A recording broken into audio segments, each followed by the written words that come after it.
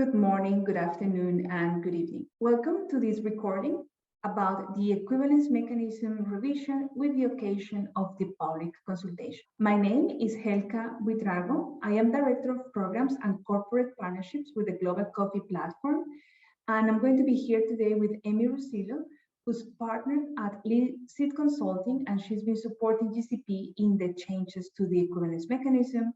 And also with us today is going to be John Schlotter, who's the chairman of CAPE Africa and the chair of the technical committee. We have developed this recording to support you in the public consultation, so to give you access to more information and explanations about the proposals that we're putting forward, so you can go at your own pace and go through this as you respond to the public consultation. And during this recording, I'm going to be sharing some information about the context, background, introducing the equivalence mechanism.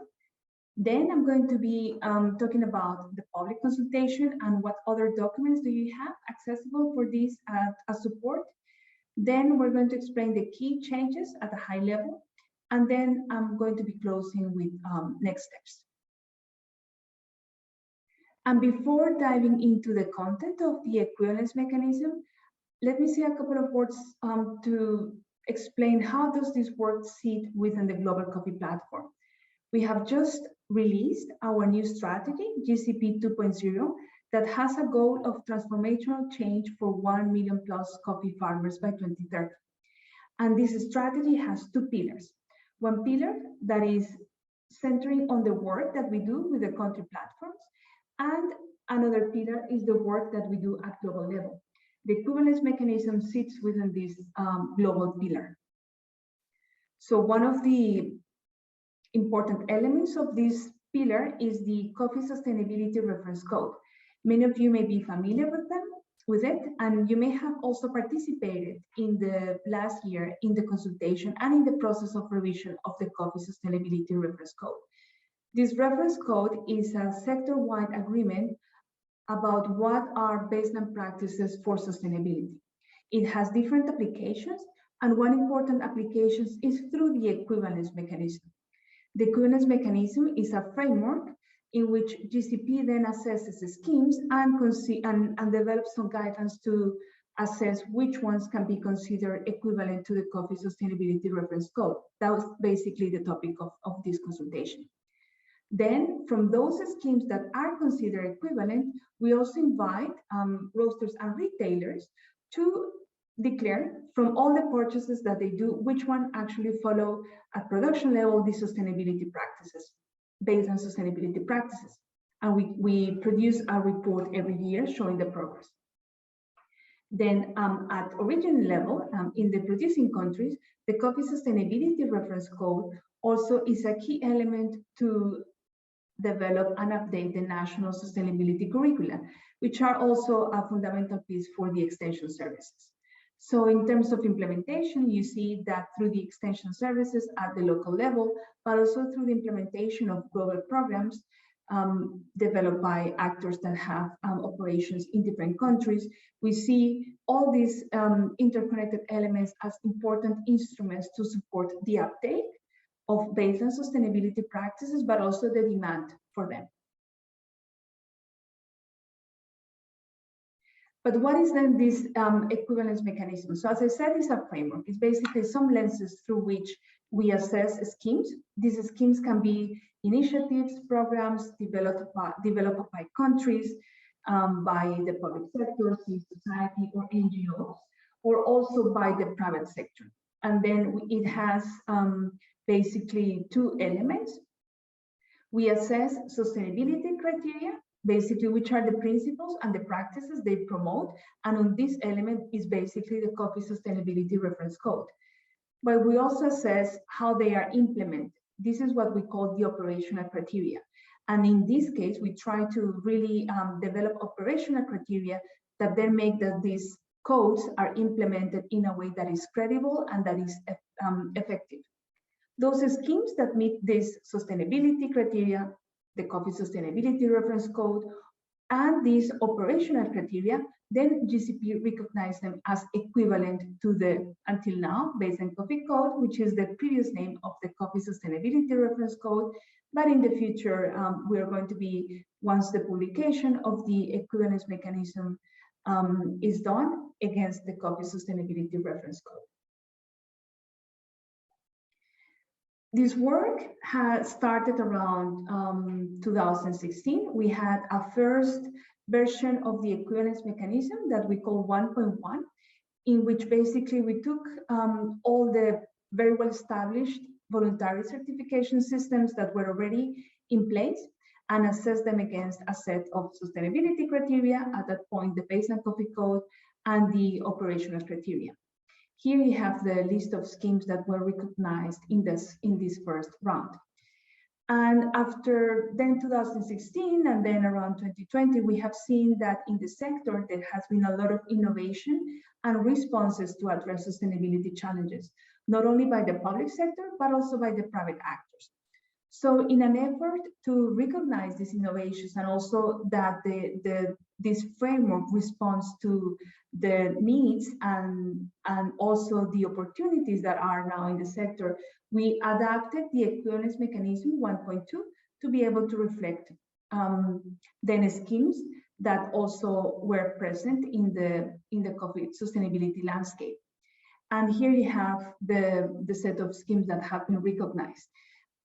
GCP makes a difference in how we say that we recognize their equivalent. We recognize that also there are differences between their implementation and in particular in terms of assurance. So we make a distinction between what we consider equivalent as third party or what we consider equivalent as second party. Now we have, after assessing all these schemes, we have gained also more experience and understanding of how they work. And then we're going to be revising the equivalence mechanism 2.0. We have basically the new code, so we need to make sure that it's aligned, but also we want to have a closer look at some of the key elements of the operational criteria, and that's basically the focus of this consultation. So not the coffee sustainability reference code, but the operational criteria. All these schemes that have been recognized until now, once we have published the equivalence mechanism 2.0, will need to be reassessed.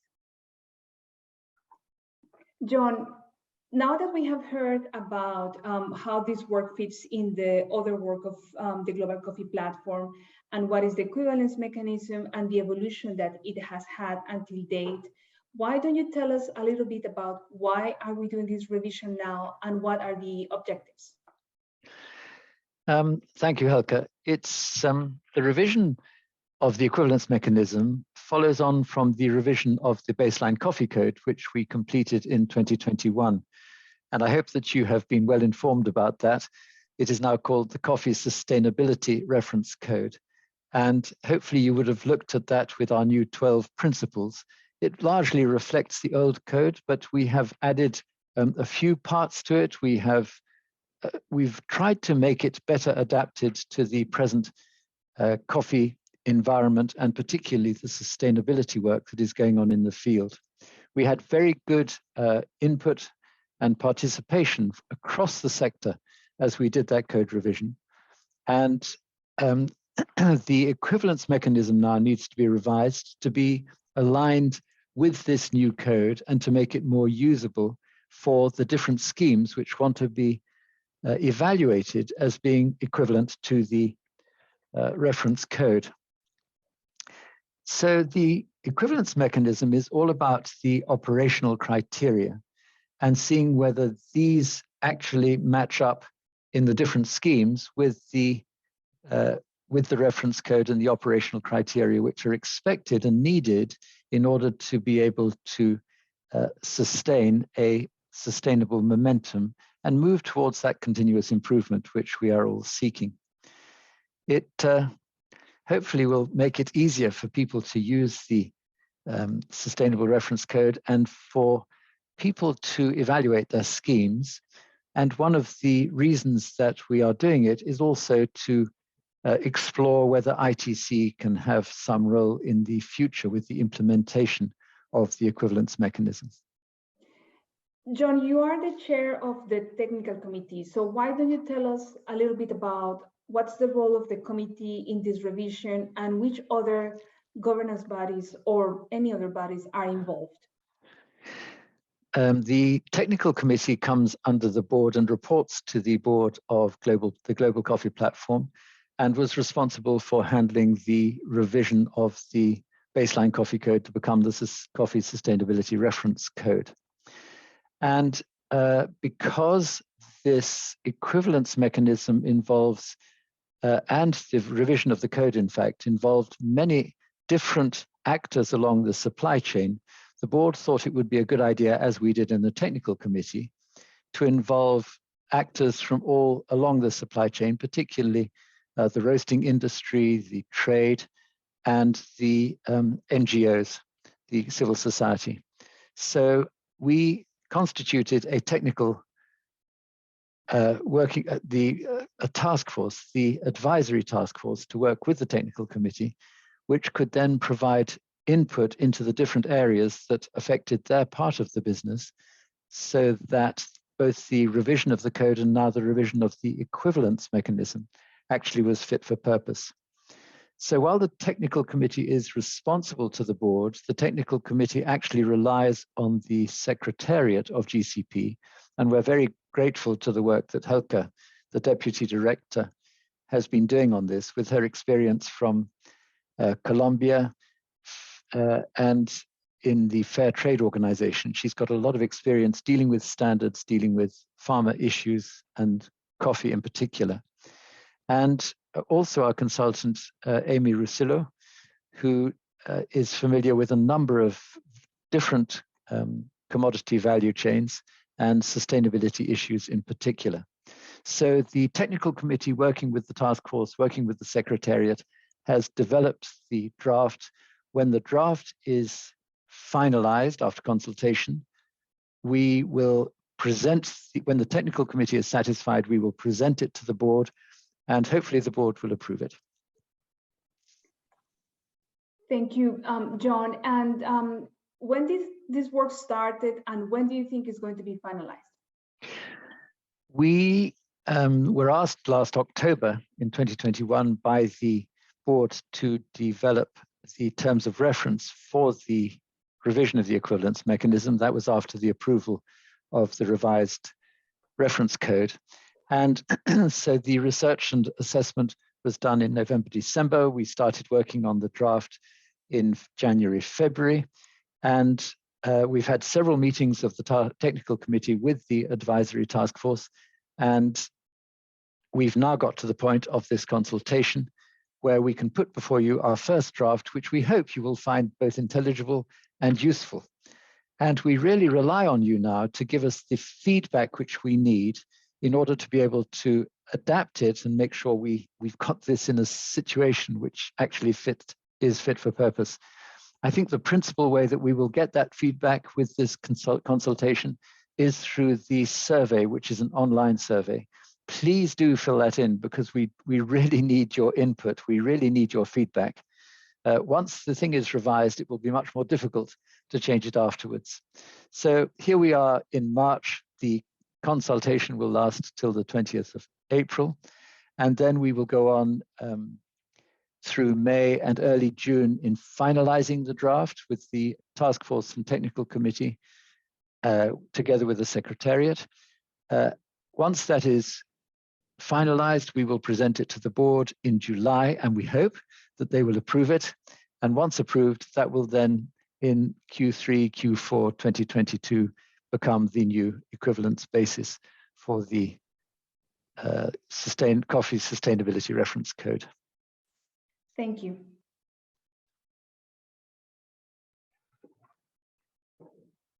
Once we have seen the timelines of the revision process, and in particular of the public consultation, let's dive into other elements of the public consultation. So here we have the consultation period, which you have heard about, and also what is our target group. So of course, the schemes that have been recognized, and also other schemes that have expressed interest in the recognition, But at the same time, of course, we want to hear from the users of those schemes. So it could be private companies or other organizations and governments that actually use those schemes for their sustainability programs. It could be part of their commitments on responsible and sustainable purchases, or it could be for other purposes. We also know that there are a number of organizations in the sector for which this equivalence mechanism is also important, as it also supports the accountability and the monitoring of the coffee sector towards more sustainable practices. So we have organizations like the Sustainability Coffee Challenge, IDH, GSA, and ICO that are also important stakeholders in this consultation. The main channel for input is going to be the online survey. You're going to see the link in a couple of slides. And the focus of the consultation is general agreement about the changes. We also want to dive into some particular changes and to hear what stakeholders think, and about also the timelines for transition of the changes that we are proposing. So the main channel for the input is a survey. This survey has 14 questions and it has 4 sections. So first, it has 3 questions about information on the company. This is information we're not going to be disclosing. Only information that is aggregated is going to be disclosed. Then we have a particular set of questions, specific questions about some of the changes that we are doing on some of the elements of the equivalence process and the operational criteria. We also have a set of general questions that are more cross-cutting the different topics. And we close with one question about additional comments where stakeholders can provide their feedback on any topic that perhaps was not covered with the previous questions in the survey. So we have developed a couple of resources to support this consultation. So the first one is this video. It's going to be made available for you, so you can go at your own pace as you navigate through the consultation survey. We have the project description that basically are the terms of reference for this revision. So you see there more detail about the objectives, about the roles and responsibilities, about timelines and approval. We also have a set of frequently asked questions, which are questions that we have heard in the development of this draft. So we thought that may be also useful. Then we have, of course, the draft of the equivalence mechanism version 2.0. And we have also an Excel file that has a look at in detail at the operational criteria. It highlights the additions, what we have deleted, and offers rationale for that. So it's really more details to the consultation and to the changes that we are putting forward. Then we have the existing equivalence mechanism that we call version 1.2. And then we have the link of the online survey. And of course, we also have the consultation survey in Word, because sometimes it's useful that you have a look at all the survey before you go into the online version and fill in your questions. Amy, now that we have seen a bit about what's the consultation about and what supporting documents we have, let's dive into the details. Tell us, what is the equivalence mechanism? Great, thanks, Helga. It's really important to understand the equivalency mechanism is 2 aspects. So it is a sustainability performance criteria, and that is based on the already approved coffee sustainability reference code. But our focus is going to be on this other pillar, the operational system criteria. And we have 28 criteria under that aspect. So the focus of this review is the operational criteria. So why don't you tell us about what are the objectives of this operational criteria in particular, and what are the principles that have guided this revision of the criteria? Yeah, that's a great question. It's really important to think about, overall, what are our principles in doing this? So really, we're about seeing that the scheme owner has a credible and effective implementation to ensure the performance requirements are met. And we are not trying to repeat or replicate, duplicate ICO or ISO. We realize there are very good, credible systems out there, so we will actually use those aspects of it.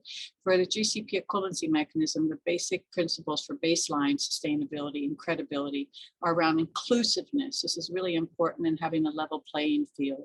Transparency throughout, we talk a lot about radical transparency for stakeholders. It's really important to understand what are those systems behind it. Having this concept of continuous improvement that's also reflected in the reference code. We want to make sure we can recognize leadership standards and tools, and again, linked to the transparency is ensure credibility of any claims made.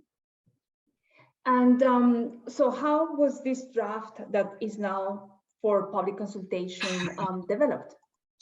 Yeah, it's been a process, but we don't want to reinvent things. What our starting point was, there is an equivalency mechanism from 2016, 1.1, and then we went into version 1.2, basically we did some research and looking at what has been the changing landscape. So this was around in 2019, looking at what has evolved and what's out there. Then the technical committee at GCP is made up of multi-stakeholder group, looked at the new proposal, and we did some beta testing, looking at different types of standards, not just the historically had been looking at third-party assurance, voluntary sustainability standards, but really embracing innovation and what has changed in the marketplace.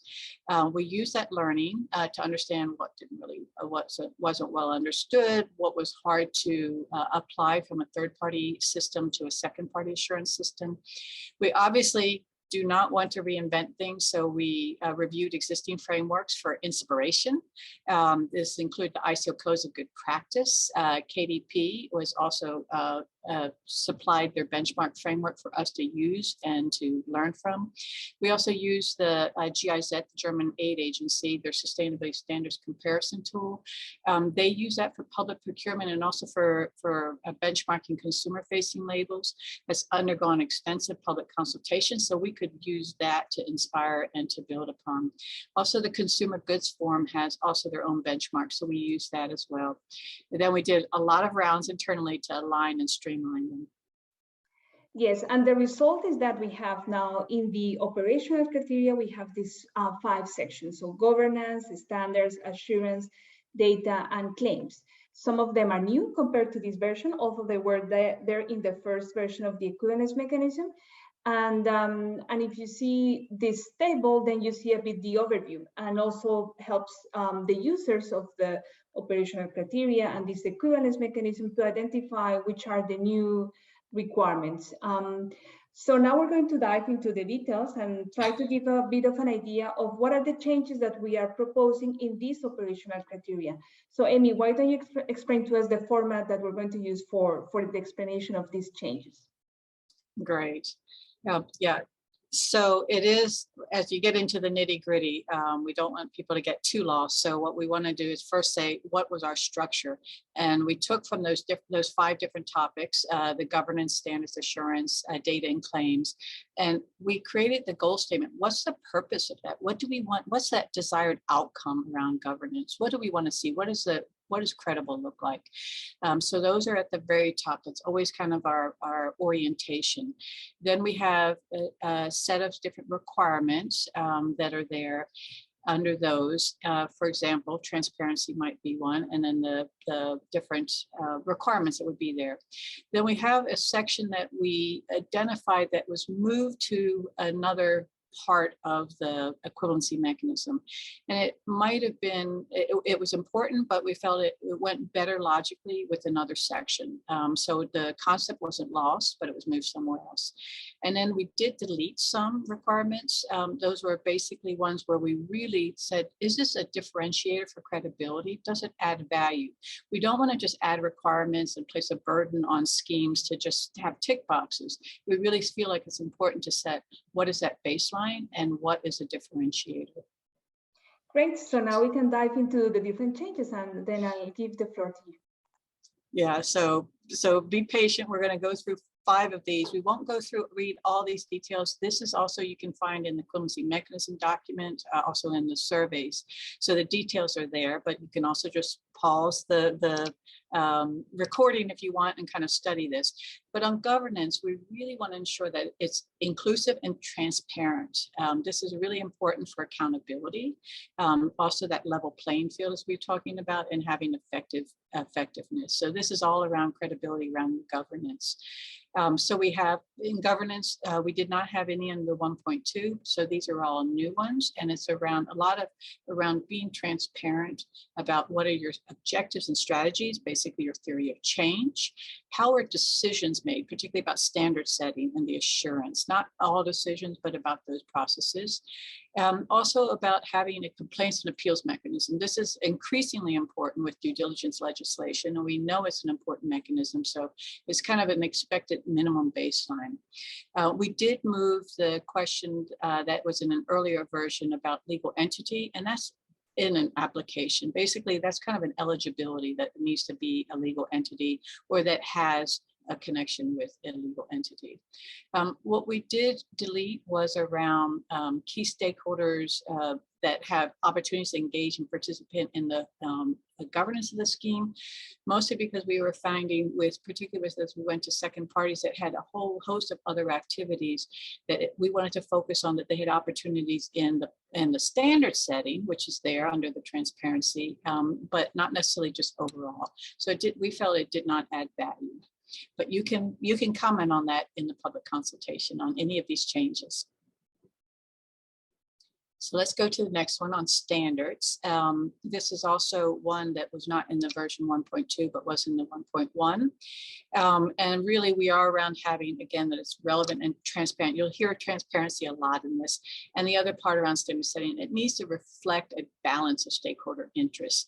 Those that are affected by the standard or could affect us. So that's really important.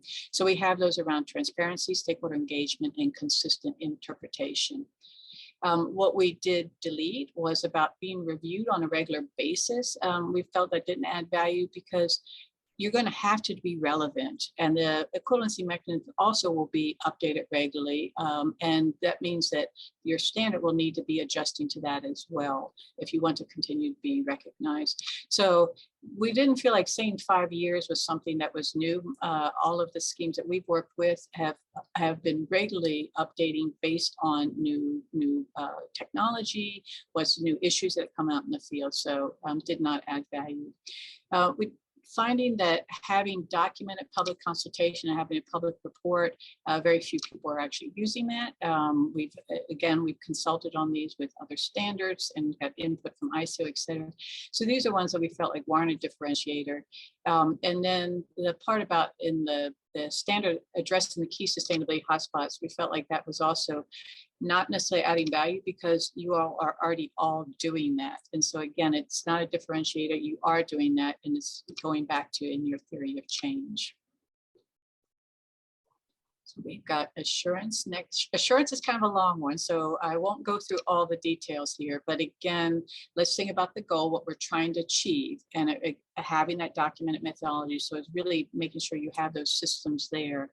And there has to be a trust in that the assessments are accurate, consistent, rigorous, and accessible. And those are really, again, you keep hearing these words around transparency.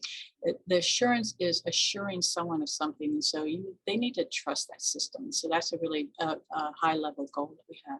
So being fit for purpose, we're agnostic on the type of assurance system.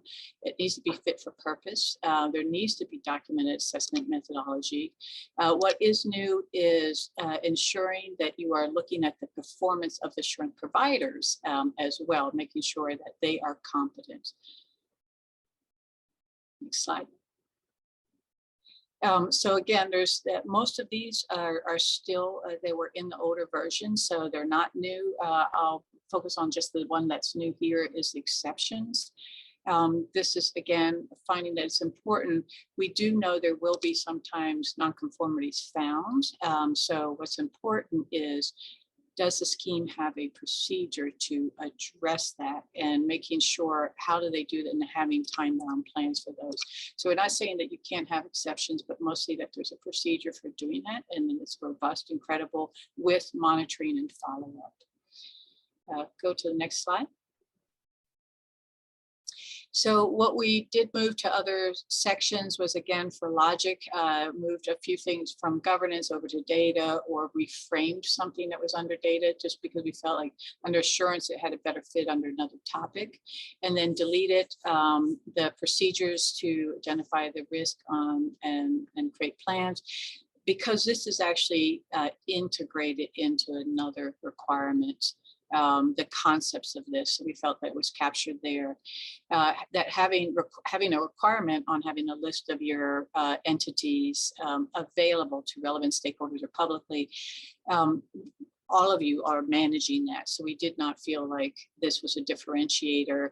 Then again, most of our ones we did around deleting were because everyone is already doing that. And so it's kind of already the best practice. We don't need to make it a requirement with the schemes we're looking at.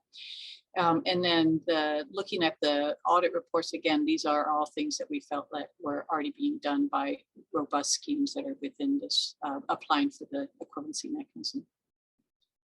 So assurance was a long one. You'll have to study it. Under data, there are only a few new ones. But again, thinking about what is our goal, it's ensuring that the data is relevant and accurate. So this is really important. Again, that's to build trust and confidence in overall and the credibility of the system.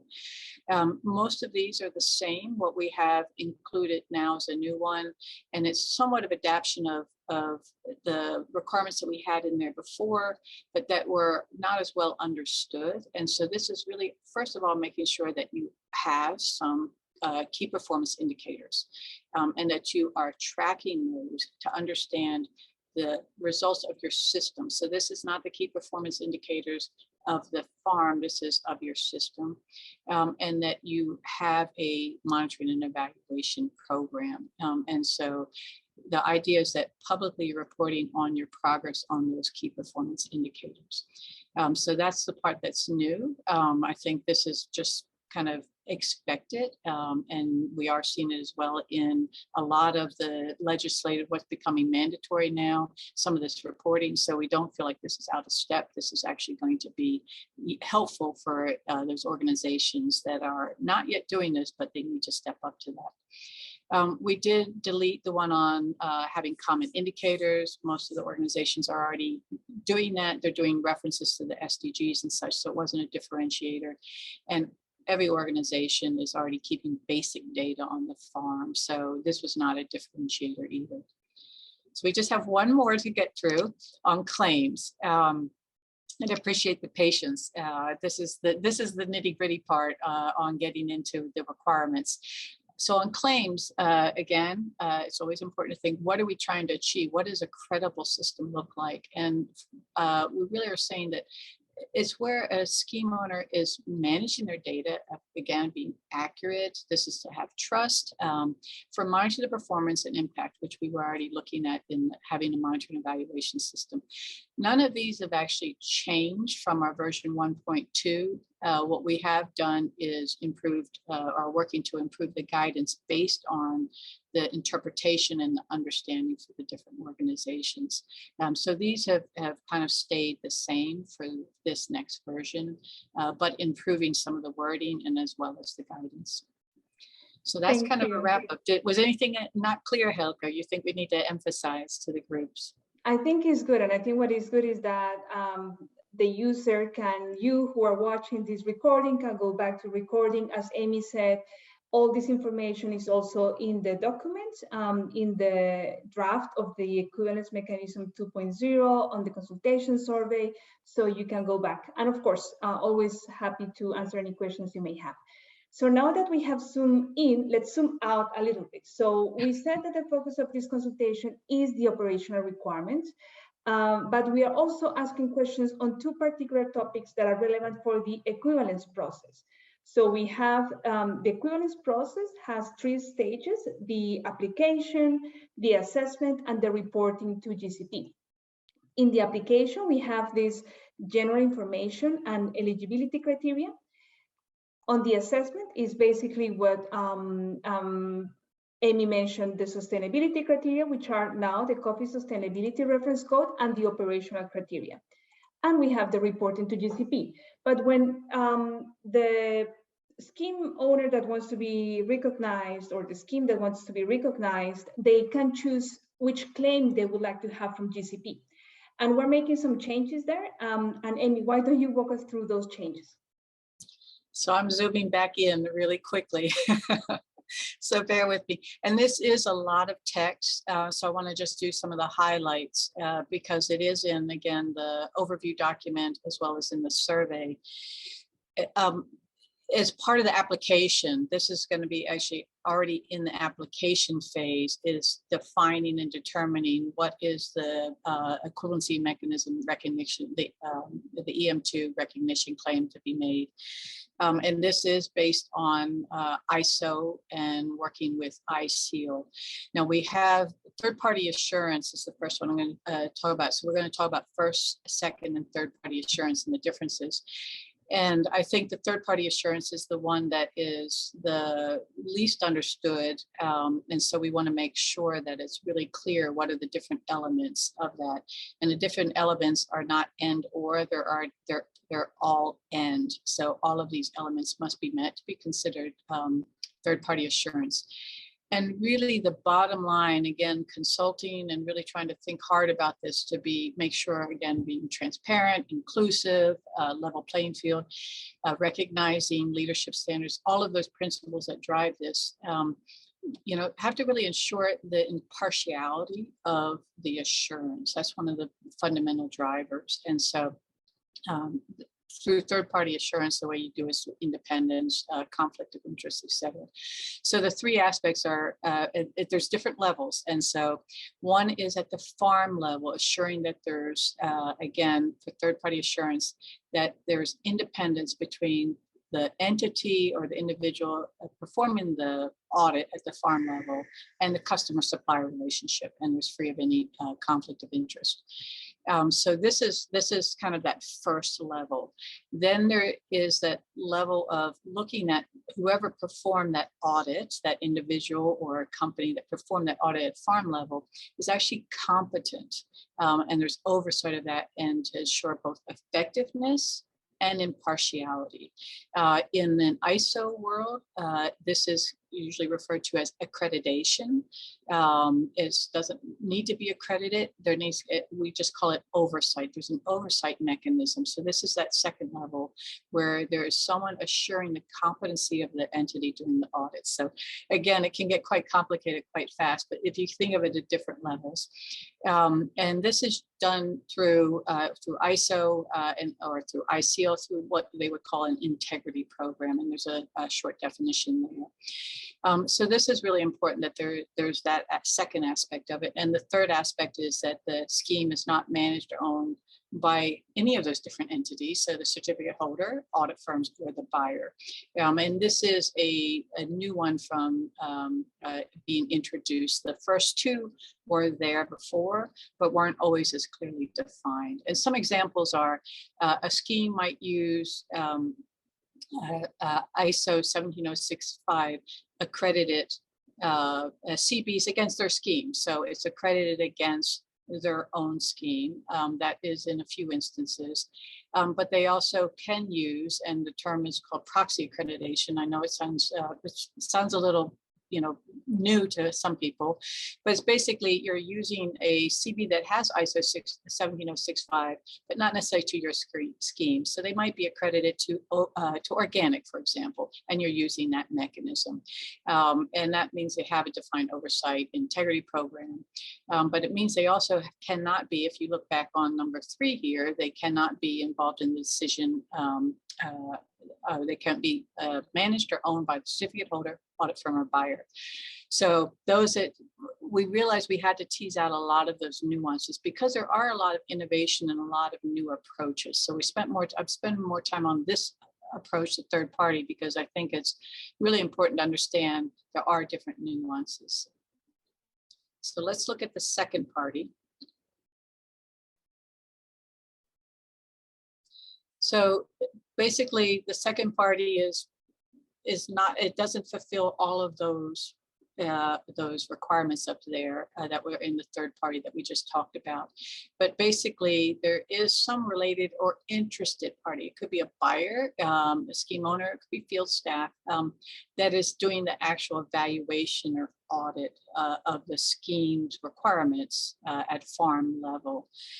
It is external, but it's not, it does not have that line there of independence.